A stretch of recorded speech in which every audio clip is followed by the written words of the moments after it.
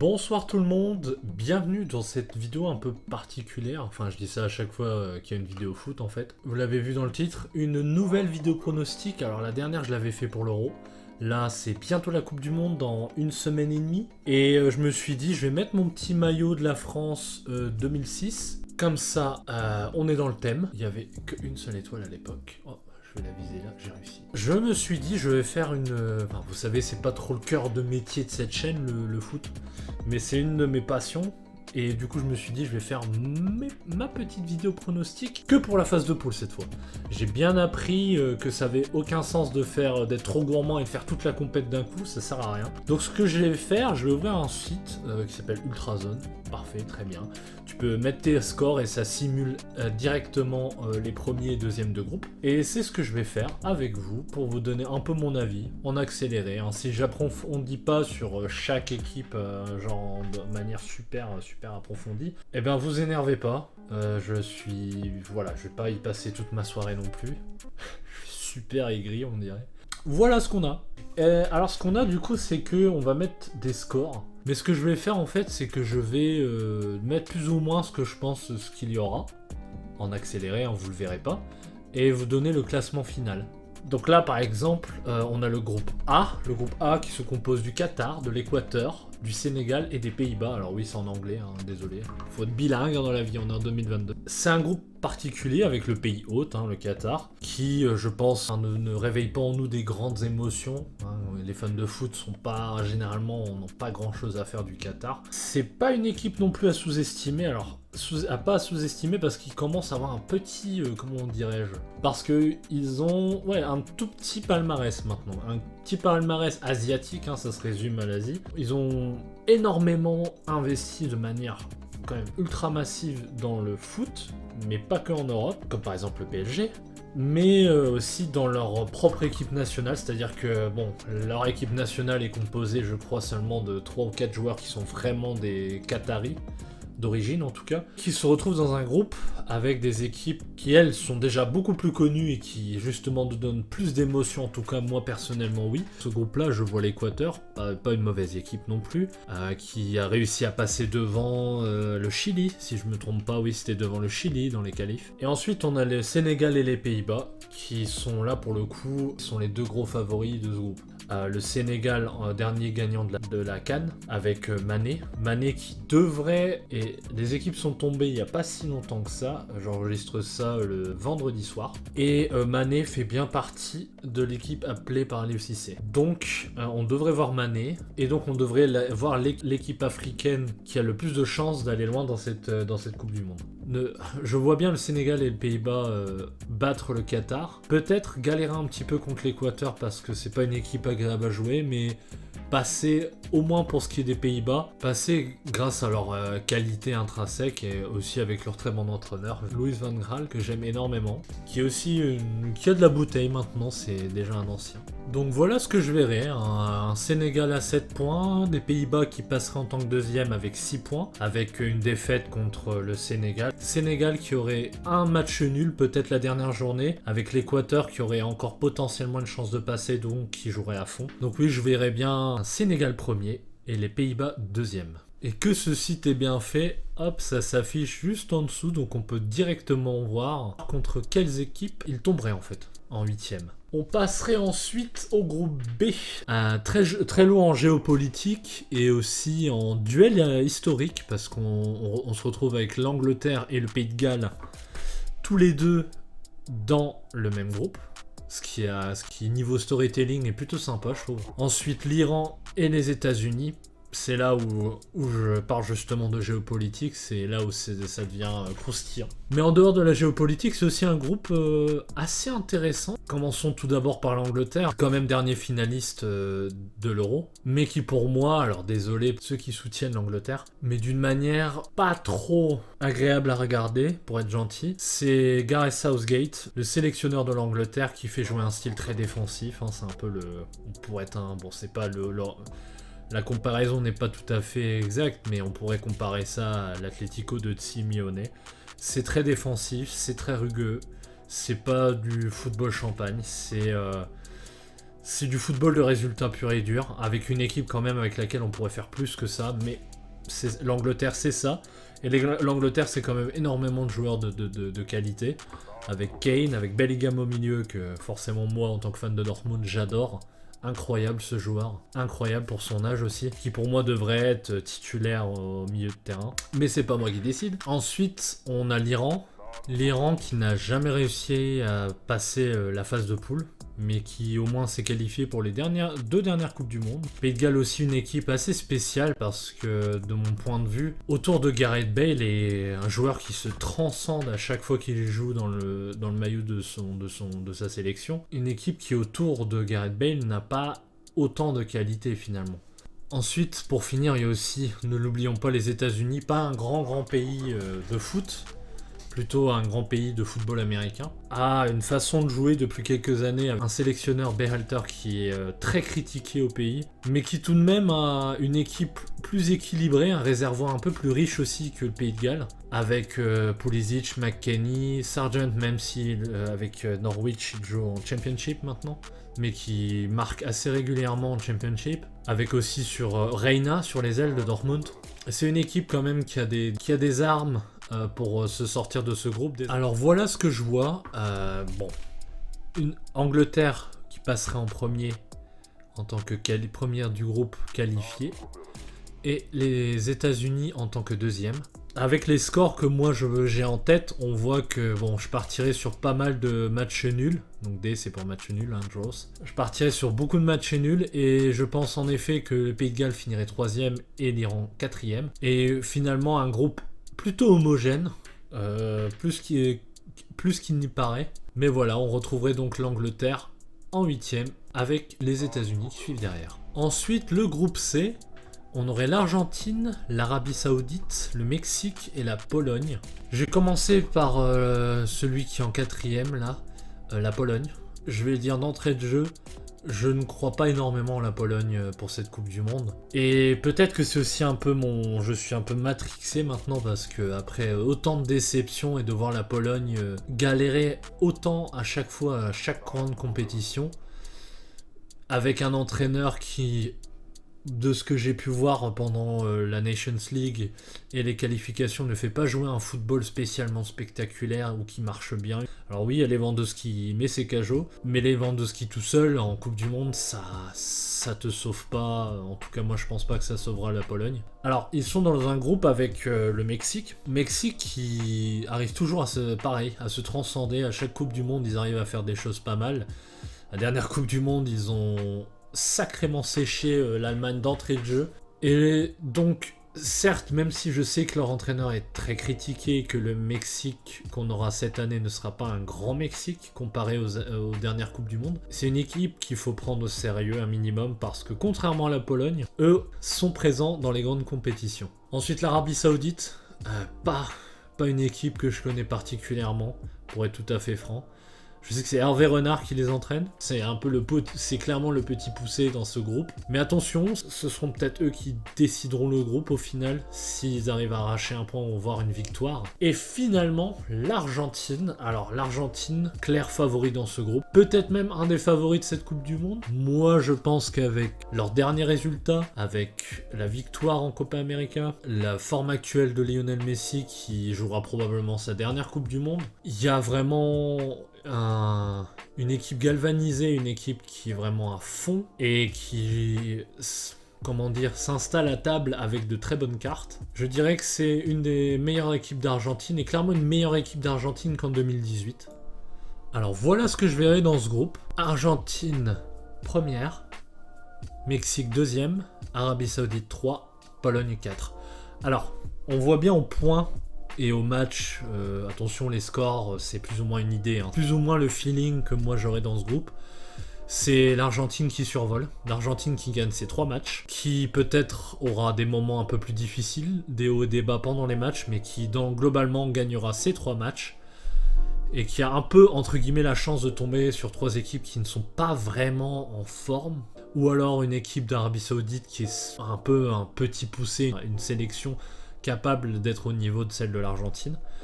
Donc on aurait à 9 points et un assez grand écart ensuite avec le Mexique qui passerait finalement avec une victoire et un nul.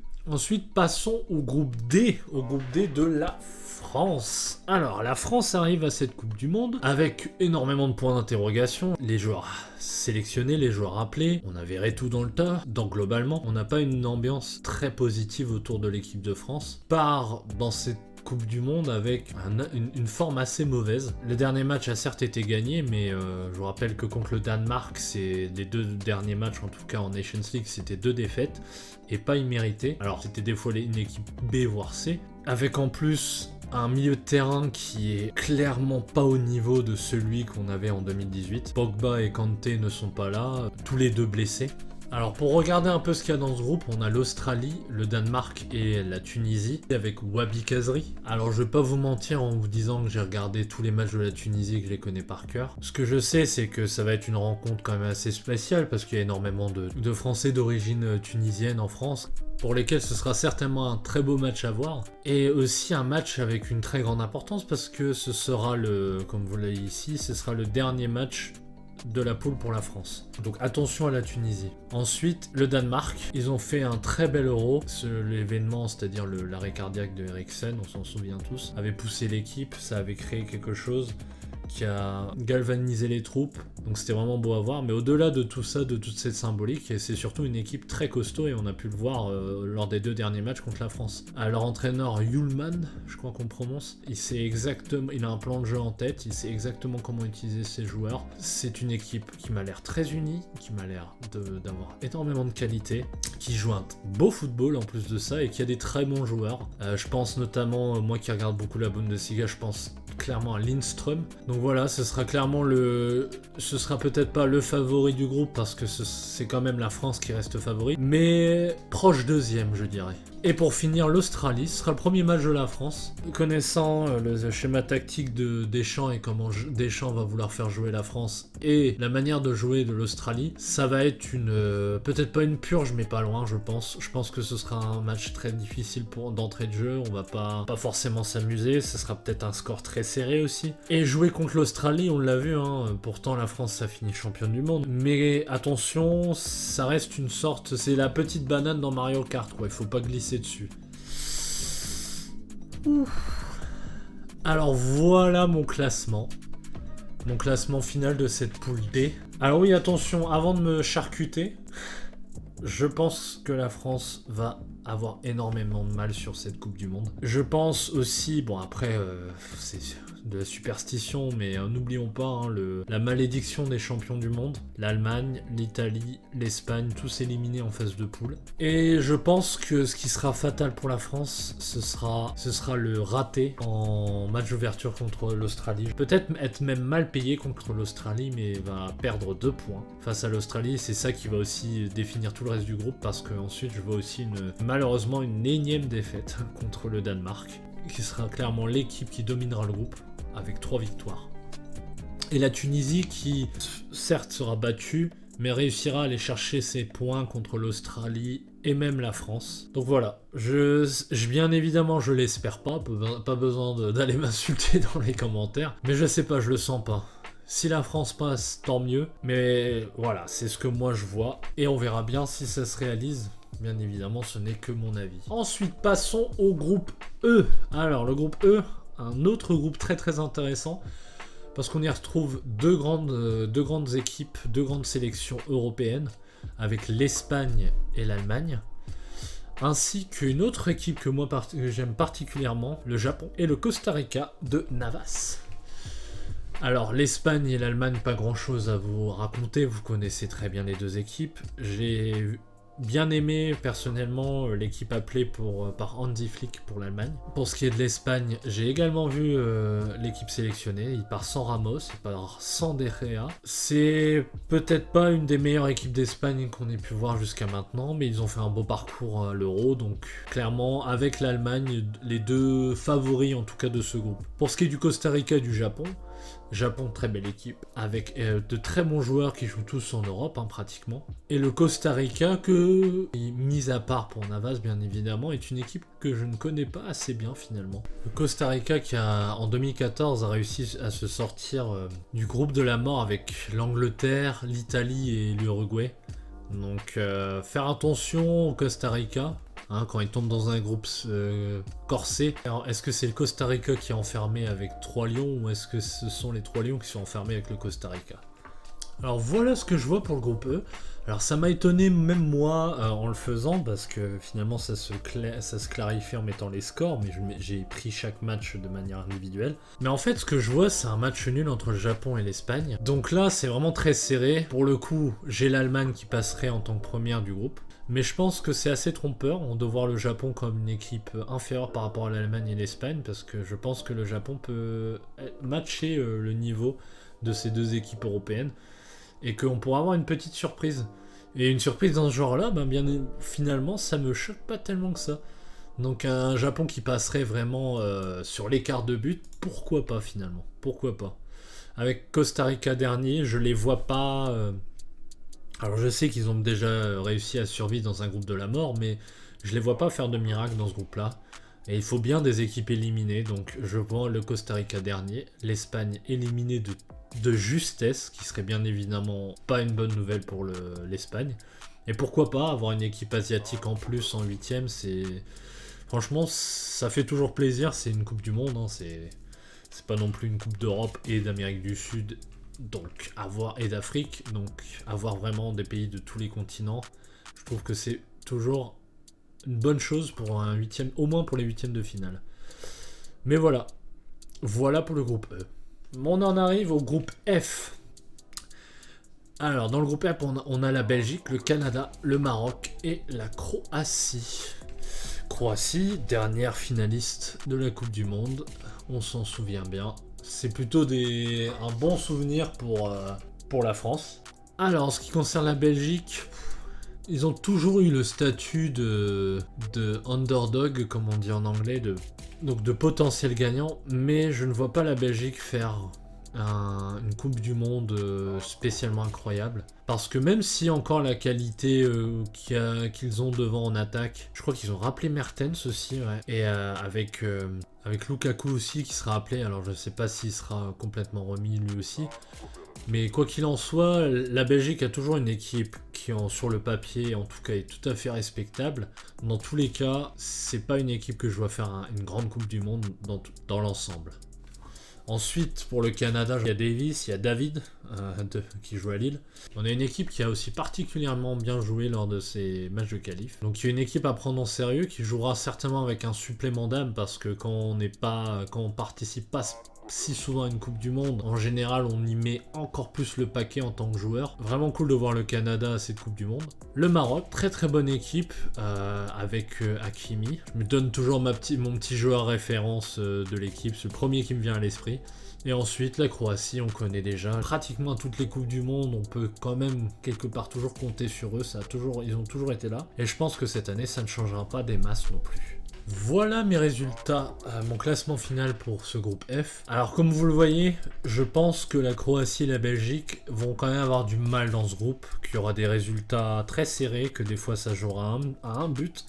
Contre le Canada et le Maroc, ce sera la Croatie et la Belgique. Alors ils sont interchangeables parce que là pour le coup c'est juste l'écart de but qui fait la différence. On aurait donc une Croatie première et la Belgique deuxième. Et ensuite le Canada et le Maroc en 3e et 4e place, malheureusement éliminé de cette Coupe du Monde. Mais voilà, sans démériter, avec un groupe quand même particulièrement serré aussi. On passe au groupe G, on s'approche de la fin. Alors c'est le groupe du Brésil. Pour rentrer directement dans l'art, le Brésil, clairement un des grands favoris de cette Coupe du Monde.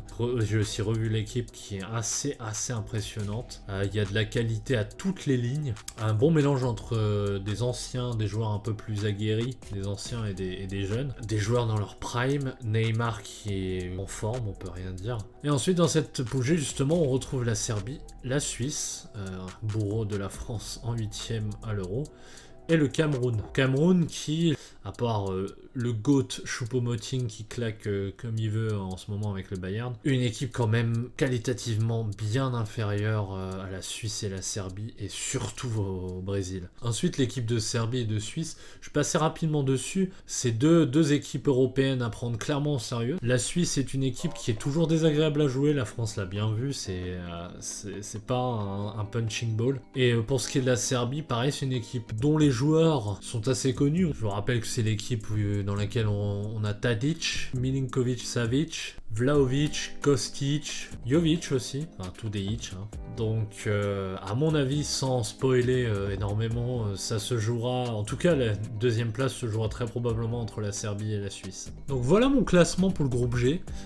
Classement pour le coup, pour une fois assez clair, 9, 6 et 3. Donc oui, on aurait le Brésil premier, la Serbie deuxième, la Suisse troisième et le Cameroun dernier. Ensuite, on passe au groupe H, le dernier groupe à pronostiquer. C'est bientôt fini, ne vous inquiétez pas. Dans ce groupe, on a le Portugal, le Ghana, l'Uruguay et la Corée du Sud, ou la République de Corée. Mais c'est la Corée du Sud. Très dur à pronostiquer parce que je n'aime pas enterrer, par exemple, les équipes asiatiques comme la Corée du Sud. Bourreau, elle aussi de l'Allemagne, lors de la dernière Coupe du Monde. Et qui, le rappelons-le, hein, en 2002 a réussi à faire un exploit un peu aidé par les arbitres, mais qui en 2002 a réussi à aller en demi-finale. Dans ce même groupe, on a l'Uruguay, une équipe pareille, assez vieillissante à l'avance. Ce sera la dernière Coupe du Monde de Cavani et Suarez, pour sûr. Donc c'est pareil, une page de l'histoire pour ce pays, grand pays de foot, qui va se fermer avec cette Coupe du Monde. Le Ghana, qui n'est pour moi pas au niveau du Sénégal, peut-être pas non plus au niveau du Maroc, mais qui en tout cas, dans ce groupe-là, n'aura pas à rougir. Et ensuite, pour finir, le Portugal. Portugal qu'on connaît très bien, ce sera très probablement encore une fois la dernière Coupe du Monde de Cristiano Ronaldo. Donc ça aussi, une page d'histoire qui va se tourner pour cette sélection. Une très belle équipe, ça pue le foot dans cette équipe. À voir ce que ça donnera dans ce groupe qui s'annonce vraiment pas facile du tout, mais je pense que ça devrait aller. Voilà ce que je vois pour ce dernier groupe. On aurait le Portugal en première place, l'Uruguay en deuxième, Ghana troisième, Corée du Sud quatrième et donc éliminé avec le Ghana de cette Coupe du Monde. Un classement encore une fois plutôt clair, en tout cas pour ce qui est du Portugal. Donc avec mes pronostics, voilà ce qu'on aurait comme tableau pour les huitièmes de finale. Un Sénégal-États-Unis, Argentine-Tunisie, Allemagne-Belgique, Brésil-Uruguay, Portugal-Serbie, Croatie-Japon, Danemark-Mexique et Angleterre-Pays-Bas. Donc voilà, dites-moi ce que vous en pensez, soyez bien évidemment gentils. Oui, je porte le maillot de la France et pourtant je les élimine, mais pourquoi faire un prono si c'est juste mettre des choses faciles, ne pas prendre un minimum de risques? Je l'espère pas, on verra bien. Mais bon, je suis quand même, malgré les circonstances et l'endroit où va se dérouler cette Coupe du Monde, je suis quand même assez content et assez excité. C'est comme ça, le foot prend le dessus. Mais bon, on n'oubliera pas où se déroule cette Coupe du Monde, malgré tout. Donc je vous dis merci. Le prochain pronostic probablement pour l'Euro, donc on a le temps jusque-là. Ou peut-être pour les phases finales. Voilà, faire en deux parties. Voilà, si j'ai au moins les équipes qualifiées, je suis au moins les 2/3 des équipes qualifiées qui rentrent bien dans les cases. Franchement, ça me va. Bon allez, je vous dis bonne soirée, merci d'avoir regardé et bisous.